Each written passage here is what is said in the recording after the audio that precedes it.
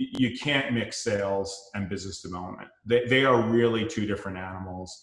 And when a company is merging it all together is when problems start to exist. You're either causing the disruption or you're being disrupted, says today's Ask an Expert. Hi, I'm Joshua Carlson, co-founder of Propelo Media, and today I sit down with Brenner. He is the CEO of Rollick, and he's also the co-founder of TrueCar.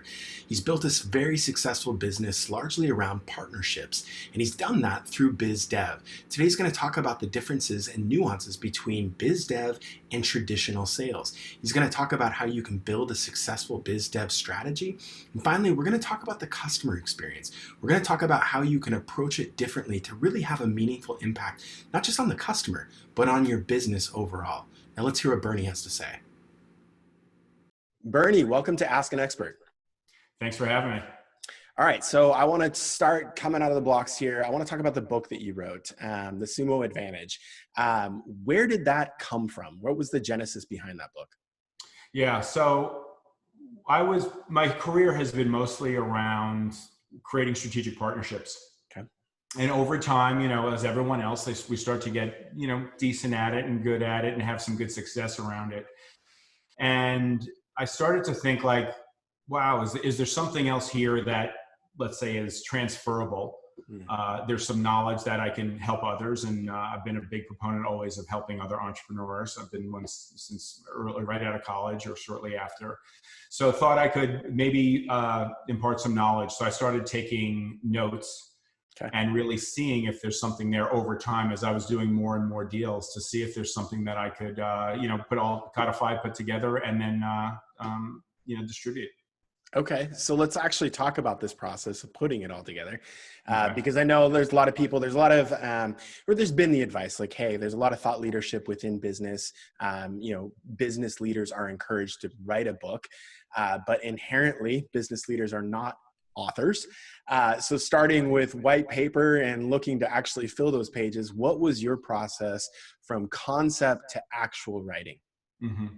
Yeah, so I got fortunate around, I had sold one of a company I started in 97. This was in 2003.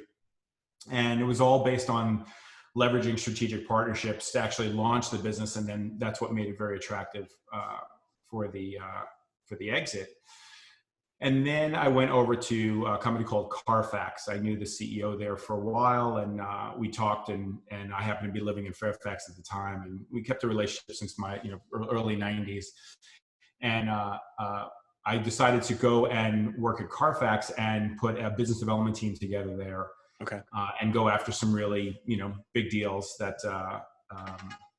would be meaningful for Carfax. And through that time, I said, all right, let me just start keeping a log of thoughts that come up, of interactions that I'm having, and how I responded, how I think about them. And let's just see if there's something here versus just the innate, ability to think, and we all have it. But is there something where there's some method, right? And principle around, and theory around what to do here.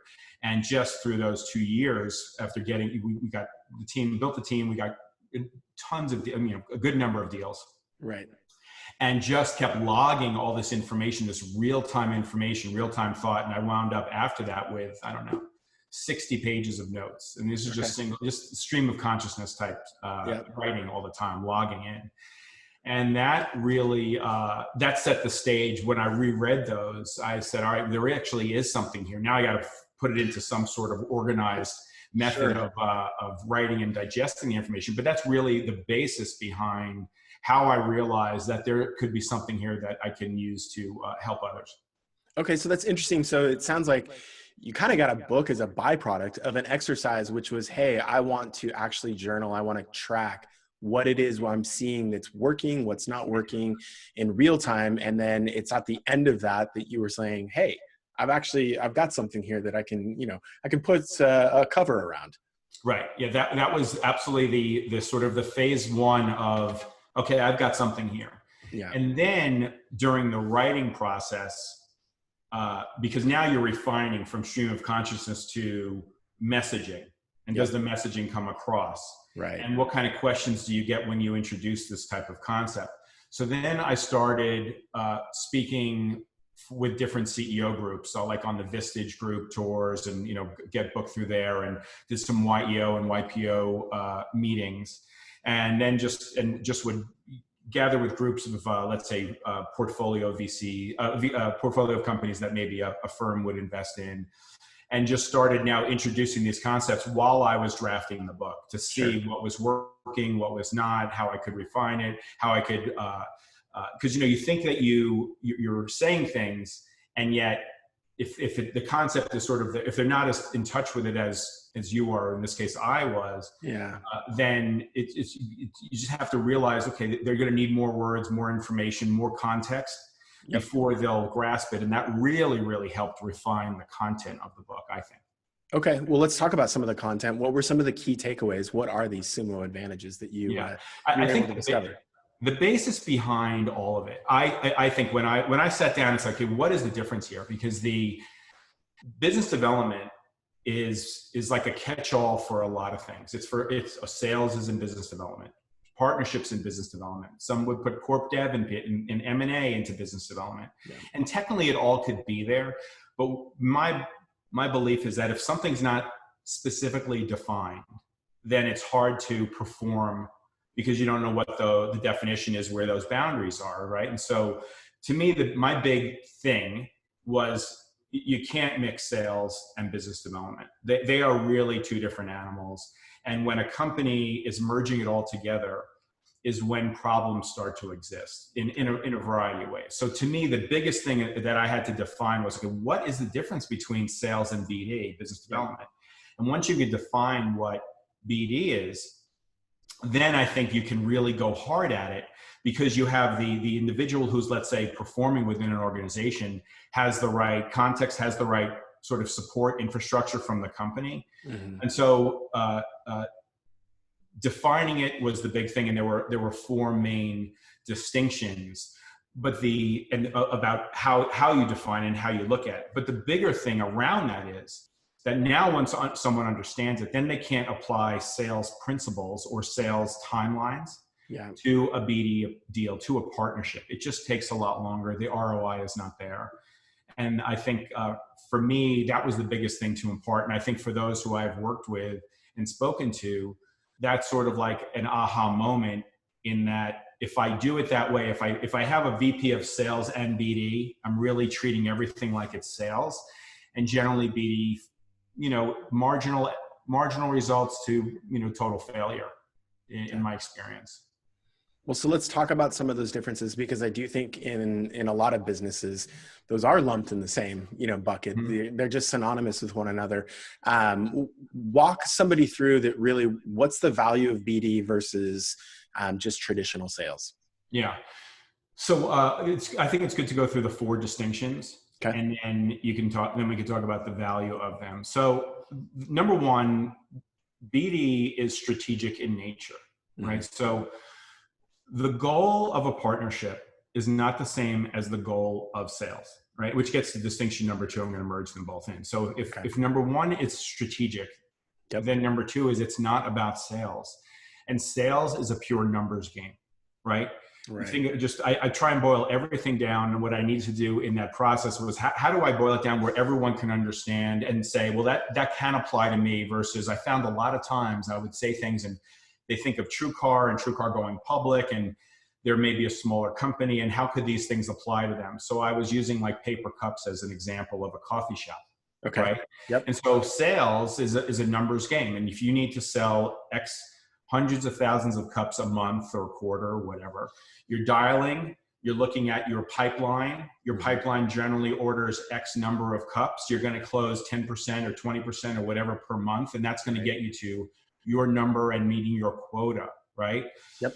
But business development isn't about those numbers at all. It is very much around, how I look at it is, the company that I'm pursuing, that where I truly believe a partnership is there, is going to change the dynamics in the industry, right? So, and the goal of any entrepreneur, I think, is to, or for me anyway, is when I'm attacking a market, I want to partner with some of the key players in the space that ultimately allow the market, in a sense, to converge on me or my company, or frankly, the solution that the partner and, let's say, my company are working on, right? That's the goal, because you have to provide a tremendous amount of value to the partner as well.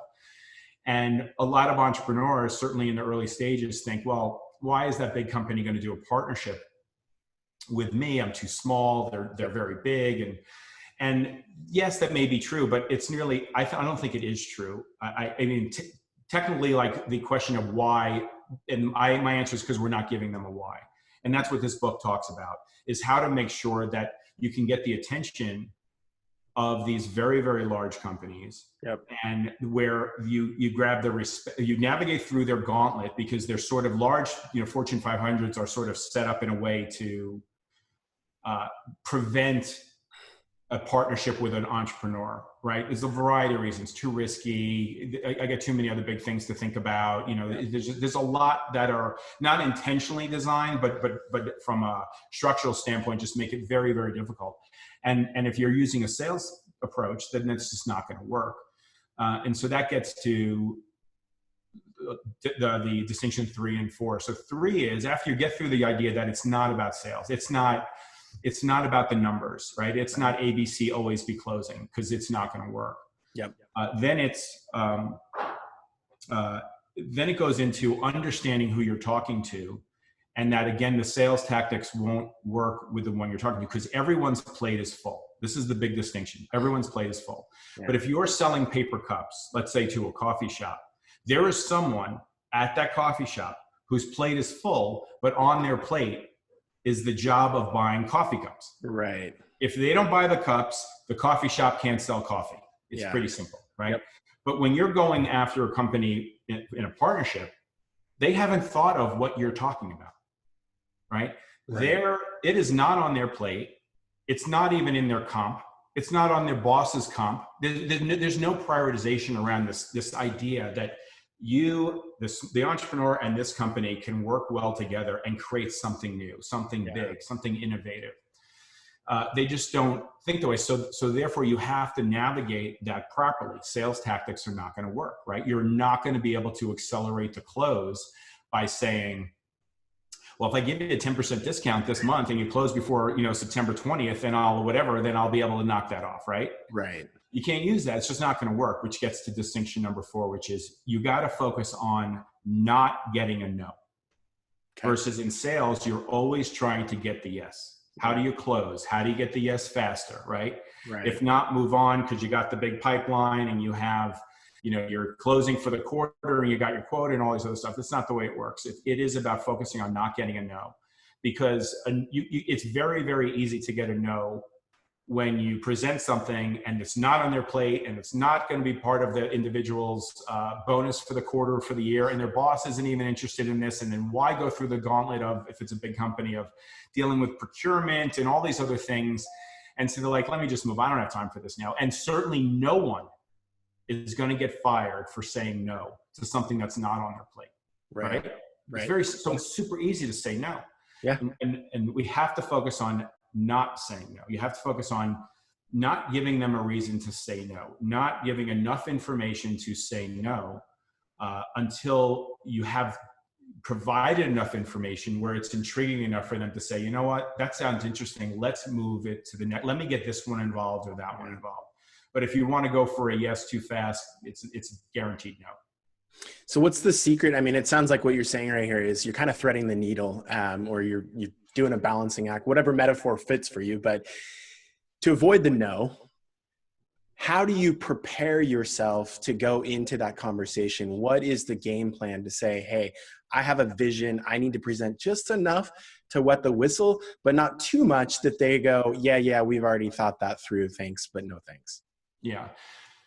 So they may have thought things through in the past, but I think I believe part of it is the energy needs to be infectious, right? And it's a lot harder to do it now with Zoom, frankly. I mean, I loved getting in the room. Yeah. It is the best way to impart passion and conviction. And part of it is communicating that if you set up your company right as the entrepreneur, venture back, let's just call it the small company. It doesn't have to be the entrepreneur who's pitching this, but a smaller company pitching the big company, right? And the message needs to be, not directly, but through action and through how you're presenting, is that in essence, hey, this train is moving. Yeah. And you're either on the platform or you're on the train. And if you don't get on this train, we're going to go right by and we're going to get this done. And maybe your competitor, or we're moving no matter what. We are going to make this happen, right? Yep. And I'm not saying you say this from a threat standpoint. It's just fact, right? You truly believe it enough where it's complete fact. And they can then be a part of it. And because they can say, wow, that sounds really, really good, right? Yep. So if it sounds really, really good and you're not asking for the yes today, there's not a lot of reason for someone to say no. Okay. Yep. So if it's compelling, if it's something where they can identify with your vision, that sounds so great. We'd never get that through our company. We'd never get that through legal. Hey, no problem. And you stay in concept form. Okay. Right. Because they've already said, if we're going to legal, it's a no. Right. But let's have fun talking about it. Yeah. Right. And it is an iterative process. That's why it is not about how quickly you can get to a yes. It is about making sure that you do not get to a no. Right. Right. And that could mean, hey, check back with me with a month, but you keep going on, and you're always presenting and communicating, just providing information that shows that what you're talking about is happening. It's happening in the industry. It's happening with their competitors. There's press releases. There's progress that you're making. And that is ultimately helping this business champion, let's call this individual, to buy in more, and you're trying to reduce their risk, right? That is the key. So this is why when I've also advised a lot of entrepreneurs over the years, and they say they want to do this, and then they'll come up with like this plan where, well, if this has to close within this quarter or this, that, and I'm like, hold on, this doesn't work that way. And if we're not ready for that, you're not ready for that type of strategy, then don't do it. But don't set up a BD strategy, hire someone to think they're going to close something in the first 6 months. It's not going to happen, right? Be lucky if you can close the first deal within a year, and then it still takes another year to try and get really any type of success. And it's really a 3-year process before you start to really see the power of what that partnership can be. Sure.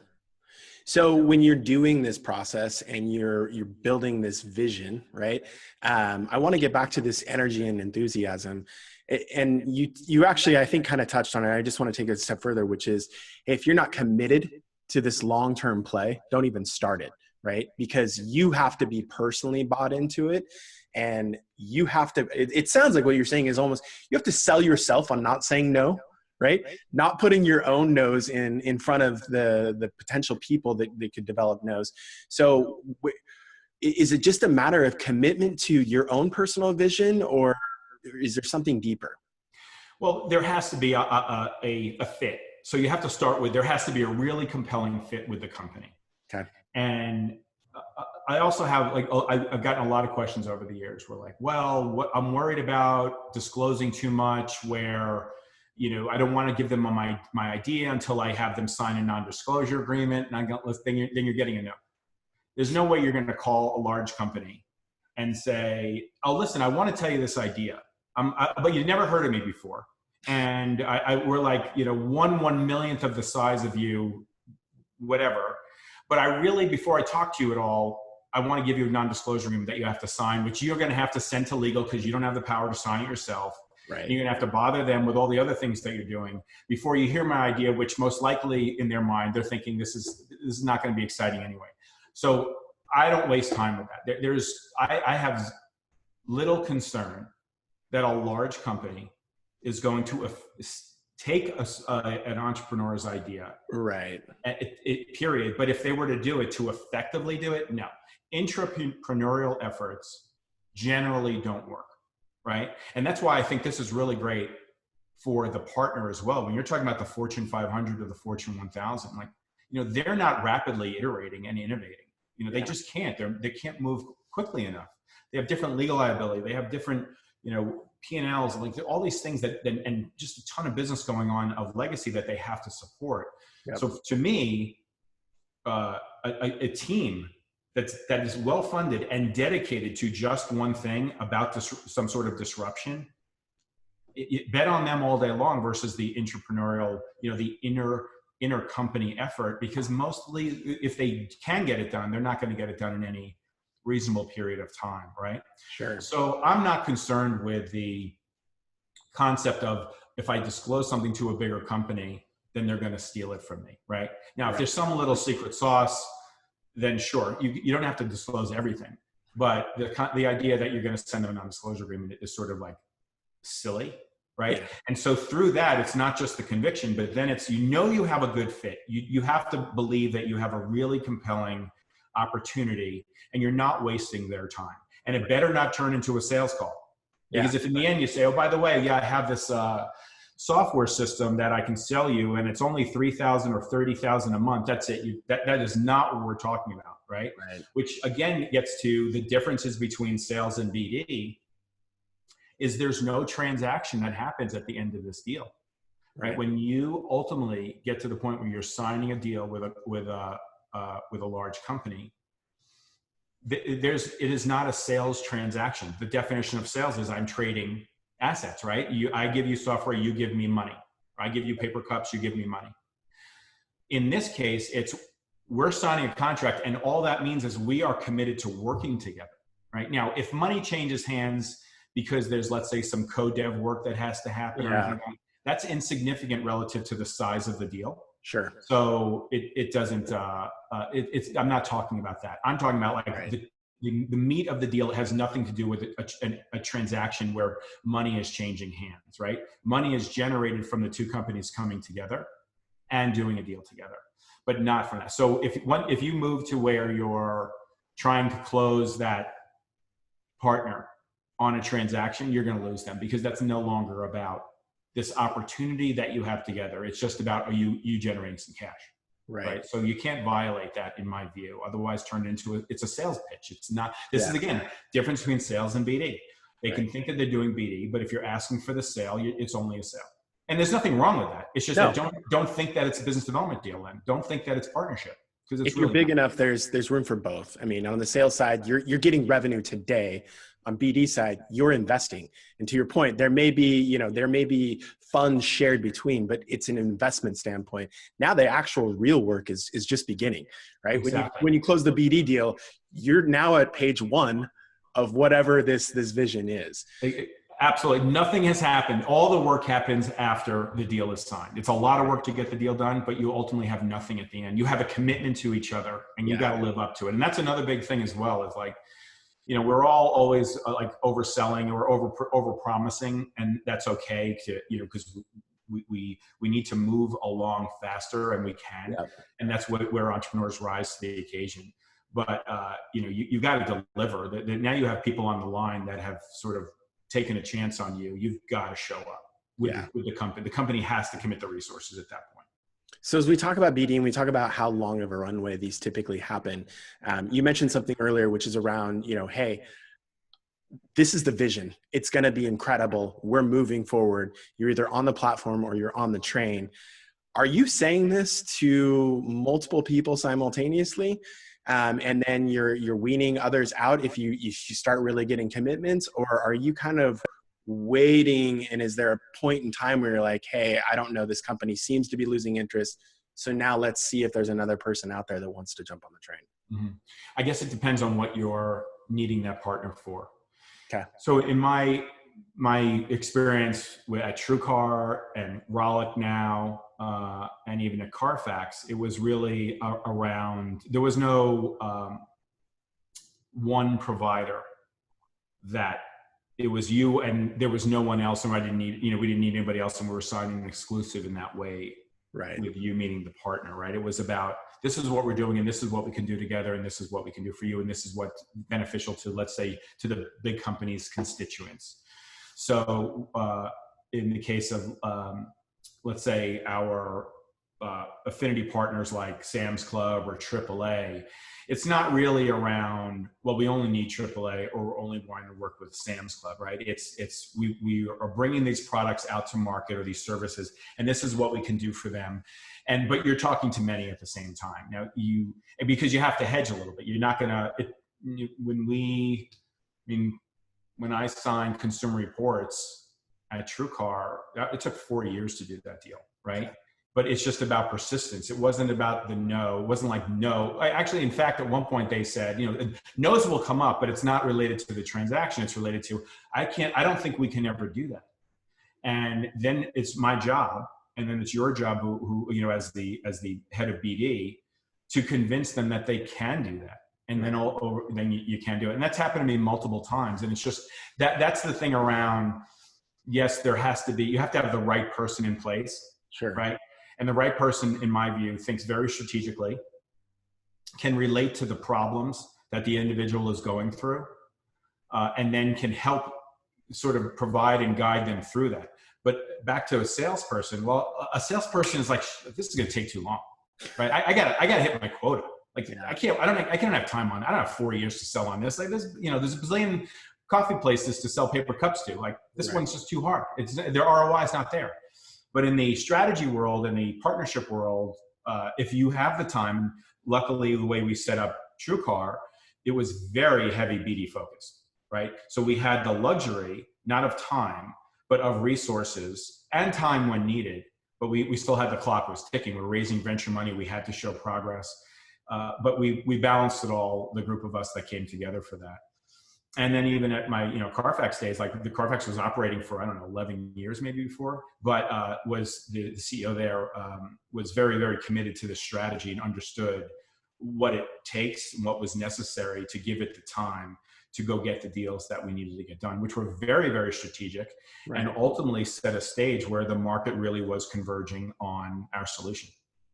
Okay, so I want to get back to the book just a little bit, and you've also hosted a podcast, and really just the concept is thought leadership, it's content creation and distribution. What has, hosting or writing a book, what has that done for you professionally within the different roles that you've had? Mm-hmm. Let's see. So professionally, the book got me, in a sense, the podcast, which I loved doing for a while. I did a series of them on Podcast One, about 32, 34 episodes. Okay. And then that was great. But then I had to, I was sort of transitioning out of TrueCar and then had to go back to TrueCar. We had some challenges that I needed to help with, as much as I could anyway. But that was great. So that opened those doors. It's a lot of speaking engagements, which I really enjoyed doing in front of large and small groups. So that was helpful. And I think just in general, in my role, when I moved to Austin here, I didn't have the book yet, but I was writing the book, but I really wanted to insert myself into the tech community and the startup community here. And I was there before the book, but certainly the book, books are marketing tools to some degree, right? They establish some sort of credibility. Sure. Because you at least, you have demonstrated that you have some knowledge that is meaningful enough to put in a book, and then meaningful enough if it's selling well and you get great reviews, meaningful enough where people are willing to pay for that information, but also provide comments on it that are, and if they're positive, that's great. So I think all of it it was a package around me personally in terms of what I wanted to do, which is pursue those things: podcasts, speaking, helping other entrepreneurs. It's just another. It's just another, I don't know, tool or success point that I can reference to. Sure. But it wasn't more, it certainly didn't, the knowledge itself is what helped me with my career. And I think the book is more of actually helping me to give back more than anything else. And I really am, I do enjoy communicating this information and watching others and hearing from others tell me how they've implemented it, and how in this case, the book has done a meaningful job of helping them see and go get a deal, see the opportunity and go get a deal. So that's really all you can ask for at this stage. Well, it's good to hear that you got both sides of it, which is, the intrinsical, hey, I genuinely want to help people. But, the reason why I bring it up is I think a lot of people think, call it return on content, right? content is this nebulous concept, right? Like, hey, feeding content out in the marketplace, what does it do for you professionally? And I think, hey, if you're actually committed to it, it can actually do things for your business aside from just stealing away time, which is what I think a lot of business owners or a lot of business leaders think of. So I'm glad to hear that you're able to get both sides of it. I'd like to talk about TrueCar. So you helped co-found that. What was missing in the marketplace? What was kind of the aha moment where you said, okay, hey, this is what's missing. Let's go out and fill that void. Mm-hmm. Well, at the time, this was back in 2005 when we launched or we started it. There was no transparency in the new car market. Okay. Right? So generally speaking, as we all know, and certainly back then, buying a car was not enjoyable at all. Getting the car was great, but having to deal with the process of getting the car was always a struggle. And I think a lot of people would say this today, even so.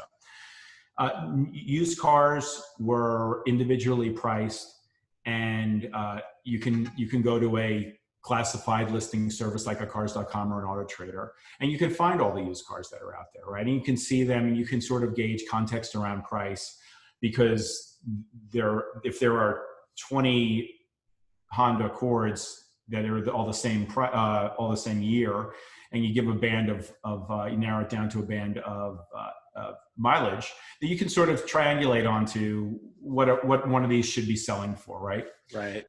Or what you should be paying for them. And of course, those things are negotiable. On the new car side, there was really nothing like that at the time.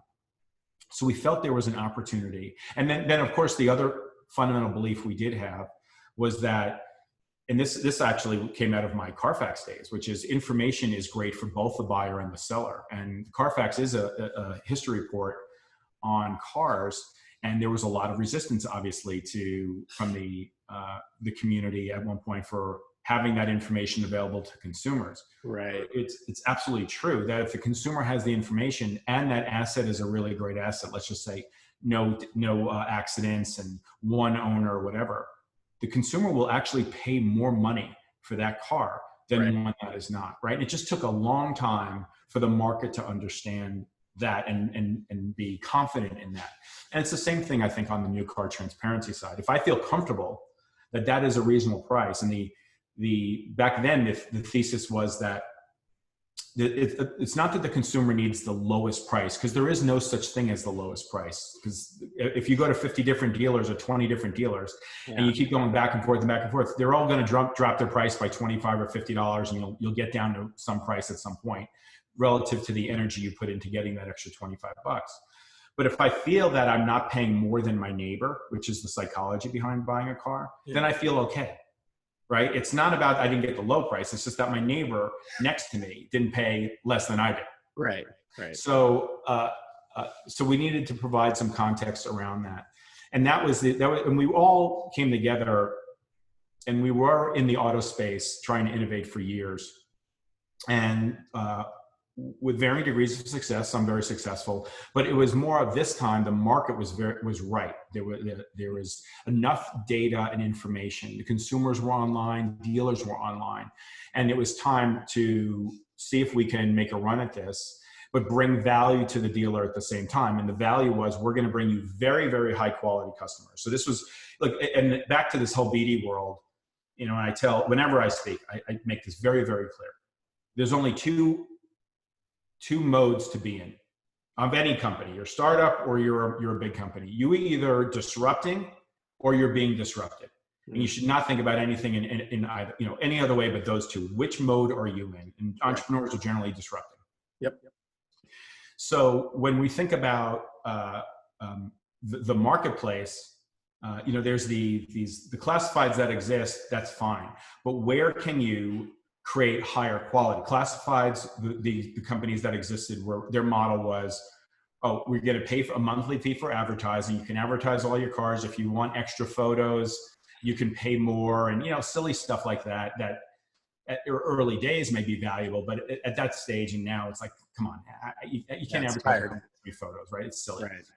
But and then there was no accountability down to the quality and to the sale of the vehicle. It was, hey, did we provide value for you or not? How many leads did you get? Whether the leads were good or not was somewhat irrelevant to the quantity of leads.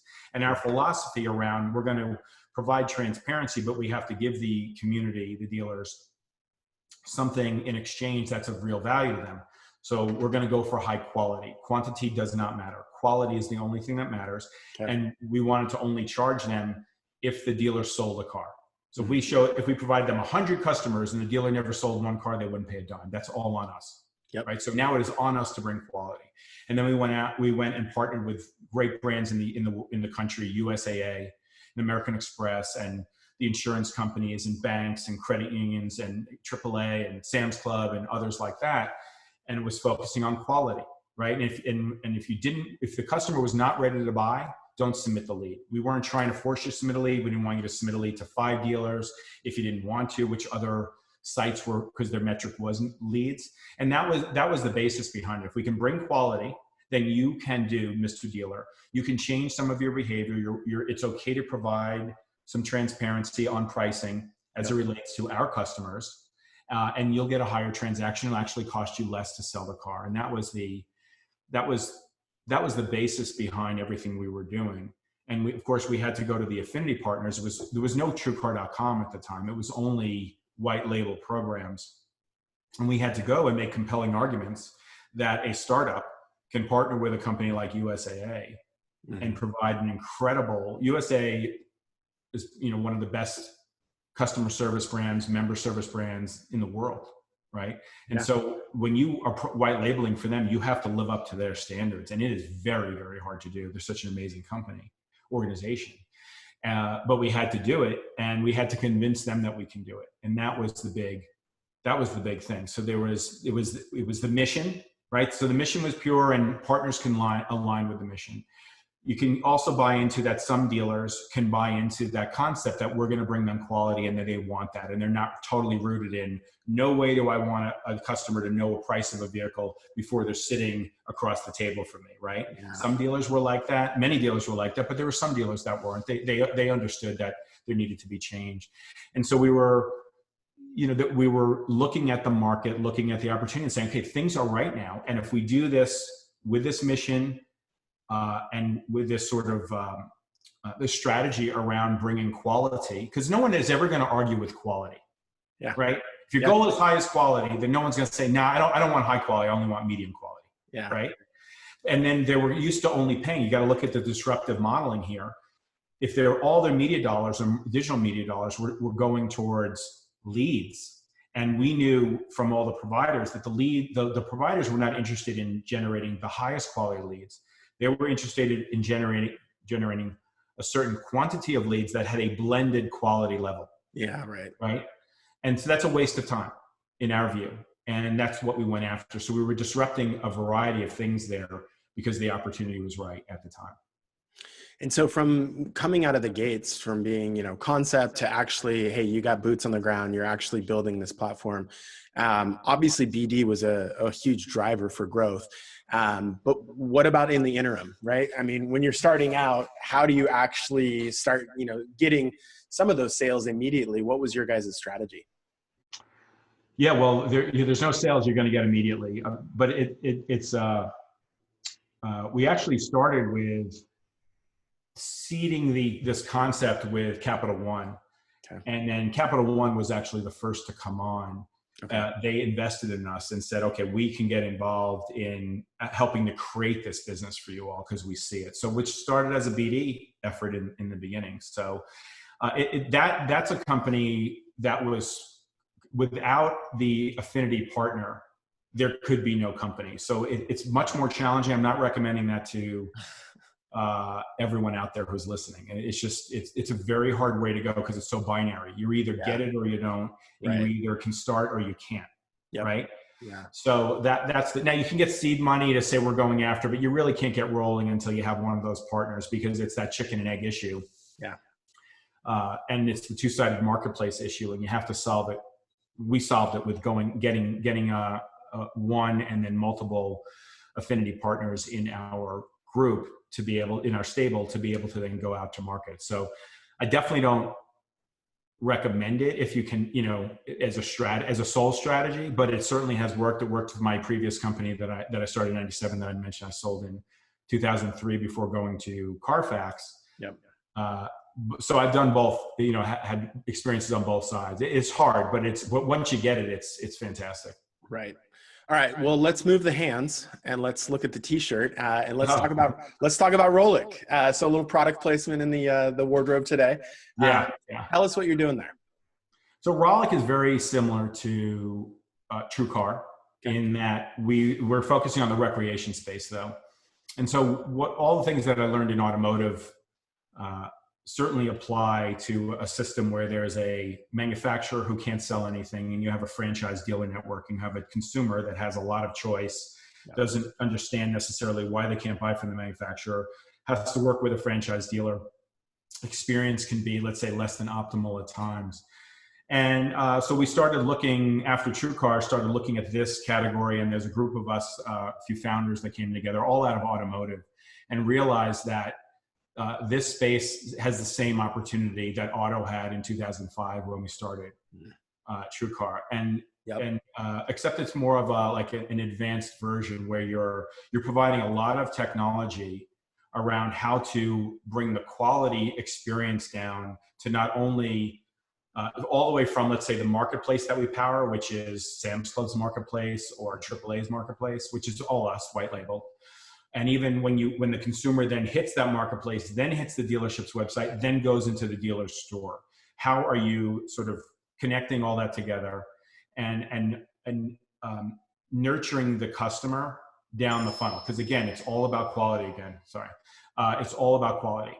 Yeah. So if you focus on the quality and you understand that there's a need and that these dealers also want to connect better with the consumer, then there's opportunity there. So it's the same. It's a very, very similar thing. In this case, though, we also have a lot of technology for the manufacturer. So we have this marketing automation platform that is similar to, let's say, a Marketo or a HubSpot.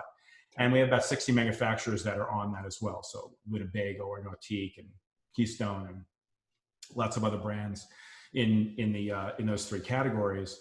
And now what we're able to do is connect when a consumer, let's say, visits one of these manufacturers' websites and is looking for a product, right? Sure. Yeah. And then goes to the dealer's website and then is looking for that product. All of that behavior, because the manufacturer is providing this sort of network of technology, now gets to understand the consumer a little more around the quality level, which ultimately in the end helps the dealer. These dealers get bombarded with a lot of leads every day. And you think about it in the Powersports world, so a lot of them are 16-year-old kids thinking, oh, this is so cool, I wonder how much this is, but they really can't buy anything, right? So the dealers spin up a lot of power resources on following up on leads that should never be followed up on. And the concept of prioritization and thinking about it from a quality standpoint and not a quantity standpoint is still in its infancy there. So we're really trying to help bring a customer, let's say a Sam's Club member, who should have has a better value prop at our dealers, relative to price, relative to, let's say, accessories, relative to some service levels, that the Sam's Club member can get that. The dealer can, under that context, communicate and get a better experience as it relates to buying an RV or buying a boat or buying a motorcycle or side-by-side. It's very similar, but it's focusing on recreation, which, by the way, now through COVID is like, it's on fire. I mean, I would never guess 3 years ago that recreation would be, no one would have actually, as hot as it is right now, but COVID has turned everything into a outdoor social distancing, and these products are perfect for that. Yeah. This underlying theme of a lot of our guests has been around improving the customer experience, which is really, as you've been talking, we haven't heard that word specifically, but really that's what I'm hearing. And the word that you have been saying over and over is quality. And so I want to just talk about that, as you have consulted with other businesses, putting this emphasis back on the quality of the product, which really ultimately is enhancing the experience of the customer, is sounding like it's paramount. We think it is, because it's especially in this, as it relates to these transactions and transactions in general. I mean, Amazon has sort of shaped the world and how transactions should occur, right? I mean, the remarkable thing about Amazon is that they redefine what returns are meant to be in online world. Yeah. Right. Yep. So that kicked up then the notch for everyone, where all online retailers had to, oh, you can go on and you can electronically trigger the return, and then your UPS label is there and you print it out, and all these things start to happen. And in our case, the consumer is trained on this, but the consumer doesn't understand why, if I go to whatever Honda or Polaris or BRP's site, why can't I just buy the product there, right? And the reason is there's franchise dealers and there's distribution of product and all these other things that exist that get in the consumer's way, right? And the consumer would love to buy a Chevy the same way they buy a Tesla, which is, I don't have to deal with a dealer. I have my price. Everyone gets the same price, and it's pretty easy, and I get it delivered, and here we go. So when you're focusing on quality, I think every company now who is transacting with the consumer specifically has to rethink how they are creating that transaction and what level of service they're delivering for that transaction. Because we as a group, not as a company, but as a society, are just getting more intolerant of sort of, let's say, nonsense behavior. If something doesn't make sense to us, like, well, why can't it be that way? Then we always think about it as like, this is dumb. Why isn't it that way? There may be good reason why there is, because of compliance, legal reason, whatever it may be. But if it's not intuitive to the consumer, the buyer of the product, then it's always going to be a less than ideal experience, and they're always going to think about it less than obviously what it could be from a satisfaction level. And so I think that, yes, the world of disruption, especially in our category, is around how do you help with that? That's again, this whole, I talk about the sales versus BD. Yeah. Even in the dealer world, like we're not selling, hey, just buy some technology. What we're saying is, we can bring you higher quality. Do you want to connect with us on that? Because it's not just simply about, oh, you pay your advertising fee. Well, you need to do this around some savings. You need to do this around experience. You need to be accountable. If a member's having a problem, then we can get involved and we can talk to you about it and we can help resolve the issue, versus just letting the consumer be off on their own, right? And so some dealers are going to sign up for that and really buy into that, and some are not. And then eventually more do, or they're not going to survive. I mean, there's just no way to survive when the consumer is growing. And I'm not talking about size wise. I'm talking about just from a knowledge and experience wise, so rapidly. Yeah. But not the information's there, and the providers that are transacting have to accelerate and meet the consumer where they're at. Like, the worst thing about any strategy is, I'm going to bring the consumer to where I am versus meet them where they are at, right? And sometimes it's really hard to do, and you need other companies like us to help do that. And so that's what we're working on. So I want to just talk about that process, the yin versus yang of, hey, I shouldn't make the consumer come to where I am. I need to go to where they are. What have you found over the years is kind of the process to kind of evaluate, hey, what should the product be through the eyes of the consumer? Like, how have you guys actually developed or evolved? What is that process to be more customer facing? Mm-hmm.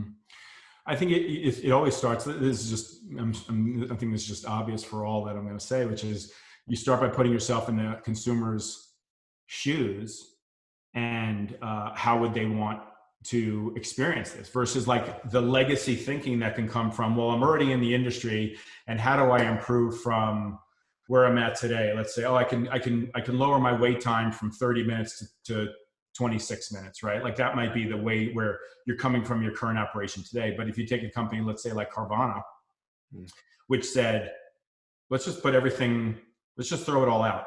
What is the best way that a consumer wants to buy a car? Yep. Okay. They want to see it, all the information. They want to have their price.